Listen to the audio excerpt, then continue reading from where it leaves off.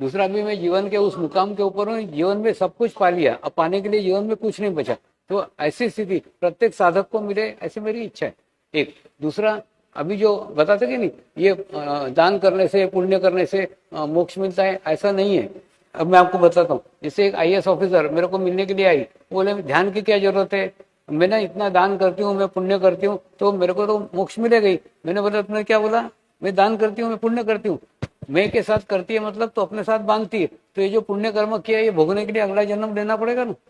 तो एक आपको समझाता हूँ, एक ना जापान के अंदर ये प्रश्न पूछता है कि इतने सारे क्या बोलते हैं, जो कुछ होने का वो निश्चित ही है, तो फिर ध्यान काय को करने का और भगवान काय को चाहिए। देखिए, जैसे पहली बात तो प्रत्येक जन्म हम कोई ना कोई कर्म को भोगने के लिए करते हैं। पूर्व जन्म में जो कर्म किए ना, वो भोगने के लिए जन्म करते हैं। उसके बाद में समझ लो वो पूर्व जन्म के कर्म भोगते भोगते भोगते हम यहाँ तक पहुंचते हैं।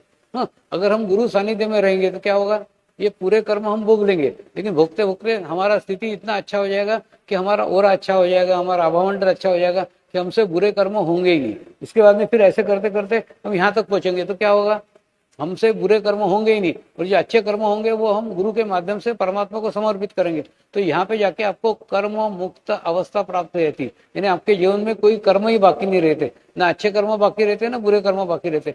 ऐसी शून्य की अवस्था अगर आपने आपके जीवन काल में प्राप्त की ना, उसी को मोक्ष कहते हैं। अगर पुण्य कर्म करोगे तो भी पुण्य कर्म भोगने अगला जन्म लेना पड़ेगा।